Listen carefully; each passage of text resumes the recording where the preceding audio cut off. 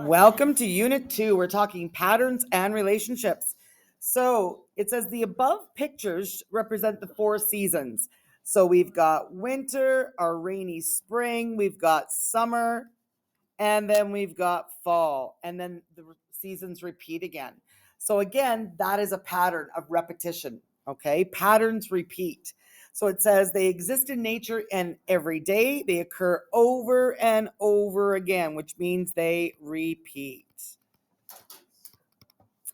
So it says some everyday patterns are days of the week, months of the year. The growth of your plants also forms a pattern. So you plant your seed in the ground and then the little guy's going to start poking up through the ground.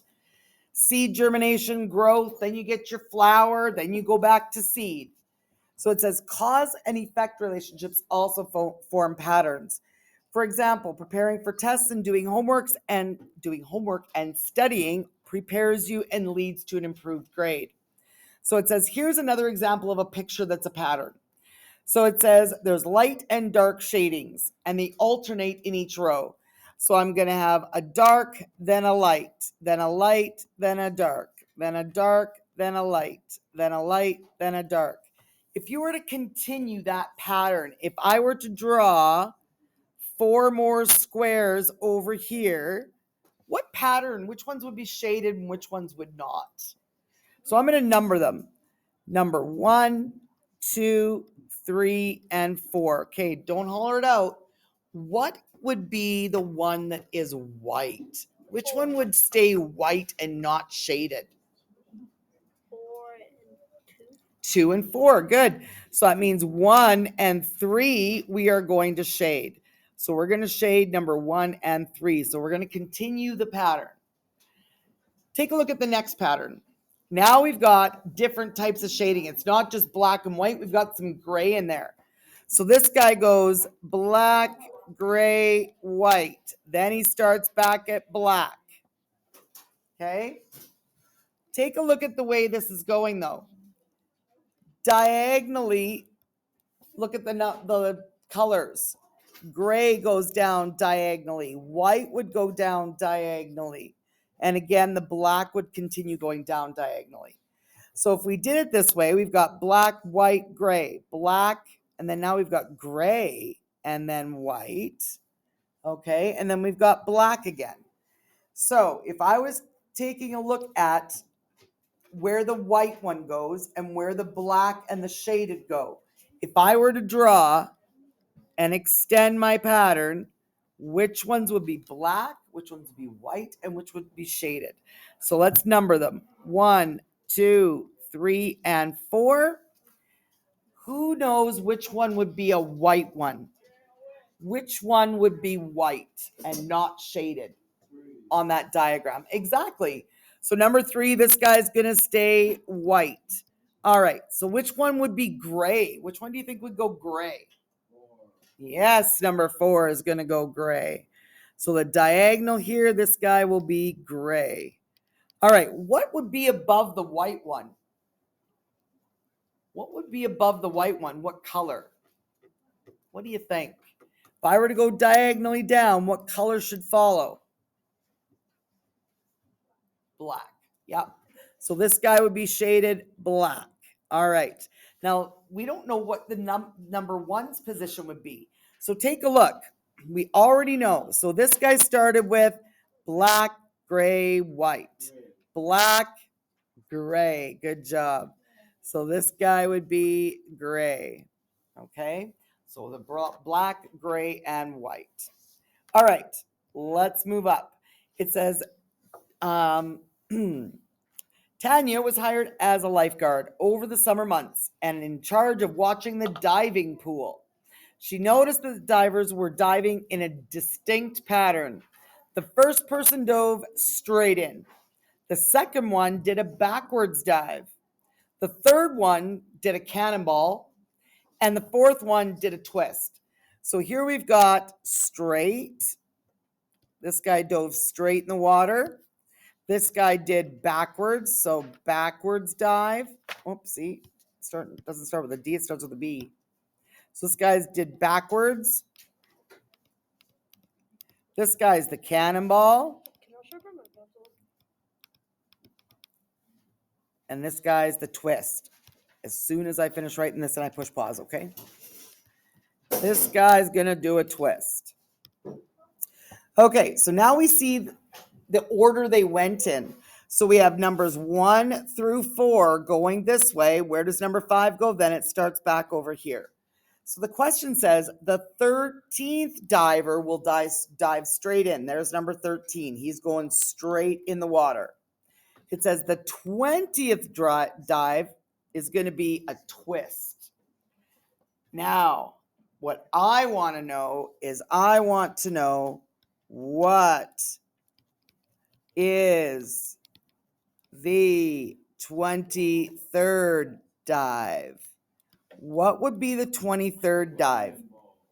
Is it? Well, let's check. We got to go 21, 22, 23. Link is correct. It's a cannonball. All right, now this one's going to be a little bit harder. Now I want to know the 50th dive. Okay, 50th. Now there's a way to find out without having to draw all the numbers. What do you notice each one is adding each time? If I were to go down, what do I add every time? What number are they going up by? 1, 4. They're going up by 4s, right? So now what we do is if I were to add 4, so if I go to this guy and add 4, I'm going to get 28. If I add 4 more, I'm going to get 32. If I add 4 more to 32, 4 more, I'm going to get 36. Add 4 more, I'm going to get 40.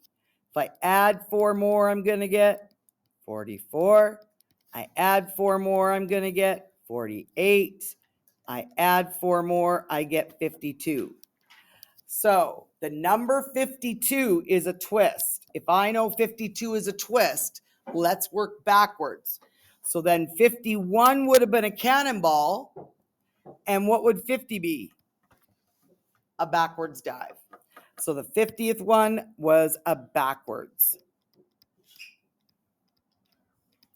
So all we're doing is we're finding out what the pattern is in each list of numbers. So that's all we're doing is finding out the pattern.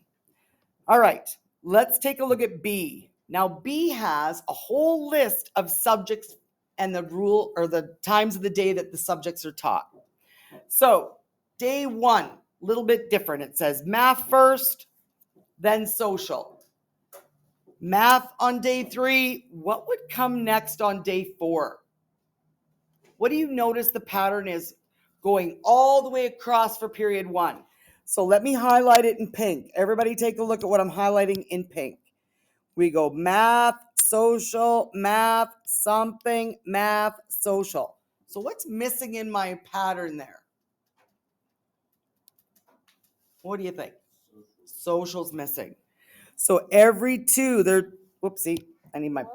so this guy right here, I just got to erase my color so I can write on it. This guy is going to be social. So if you look going across day 1 to day 6, it starts out with math, then social, math, then social, math, then social. Okay, we're just going across making a list. Now we're going to do the same thing with the second row. So notice the second row, it goes language arts, science, science. That's right. Then it's going to go language arts again. And if I had 2 more, what would the next one be? Science. Okay, so we're trying to figure out what the pattern is here. So after that guy would be science. All right, look at period 3. Now we're looking at the number 3 going all the way across.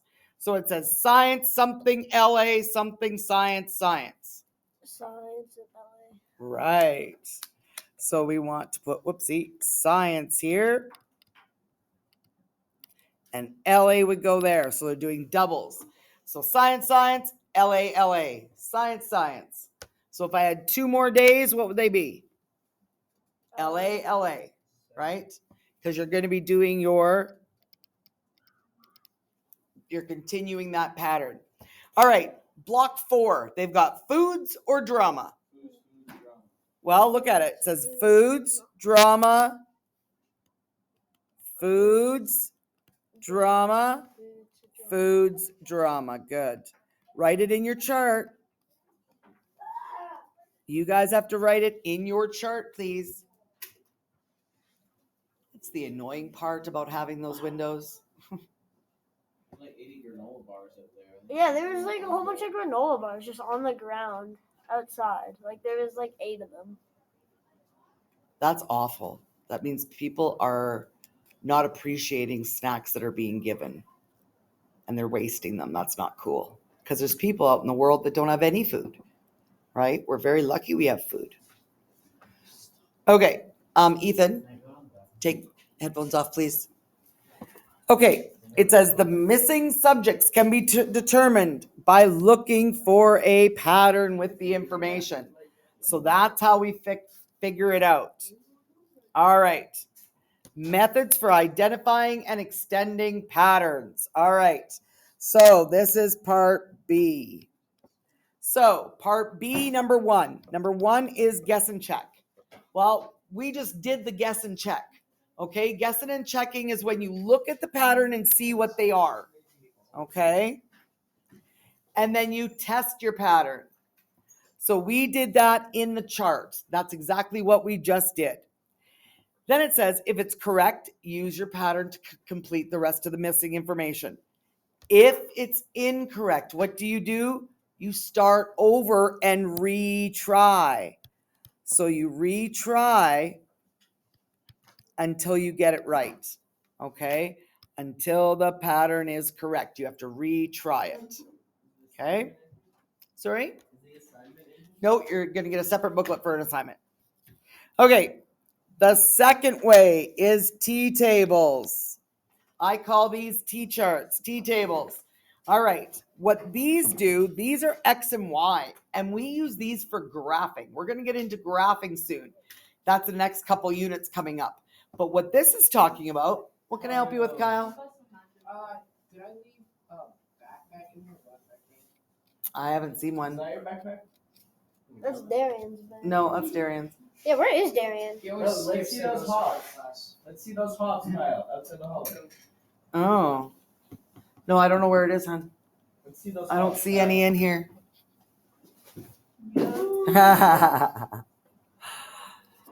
Kyle's got hops.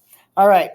So it says, what are the values for the numbers 6, 9, and 11? So what we're doing is we're trying to see what the numbers are adding every time.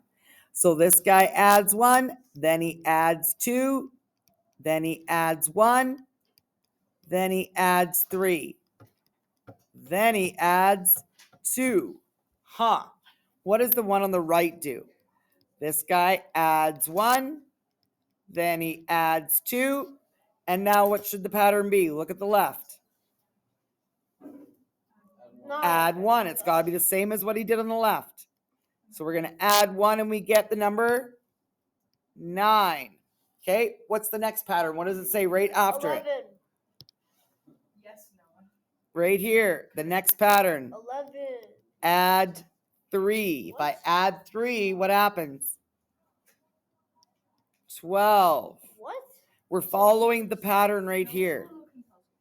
We're just following the pattern right here. So watch carefully. I'm going to highlight it. We are matching add 1, add 1, add 2, add 2, add 1, add 1. Now this guy added 3. We got to add 3. The last one, add 2. We got to add 2. So we're done? No, Noah. We got to add 2. So that's going to be 14. So our missing numbers were 9, 12, and 14. Please don't. So they have filled out our table. Here is the rest of our numbers. The answers were there for us. We had to figure out the pattern though. So being able to figure out with pattern on one side, the other side has to match the pattern. Okay? Otherwise, it's a non-match. These guys, the patterns have to match. Patterns must match. All right. This concludes lesson 2.1 of unit 2.